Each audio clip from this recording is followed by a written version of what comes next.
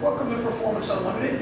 What we happen to have on our dyno here this morning is a MSD atomic EFI system. Becoming quite popular, put a lot of these on all types of engines.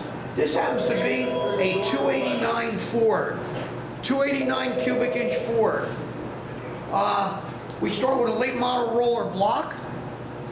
This one happens to have the internals from a stock 289 in it. Nice 289 crank, cut and polished. 289 rods with some ARP bolts in it. Put in with a nice set of aluminum 289 pistons. Then again, we put in a nice hydraulic roller cam. This happens to be our 350 horse version, so not quite as much duration as we run in some of our higher horsepower engines. And then we finish it off with a set of Edelbrock heads. All the springs have been changed to accommodate our roller camshaft. Finish it off with some Manley push rods and some steel fulcrum roller rockers. We're running the MSD distributor with the MSD Atomic on this one.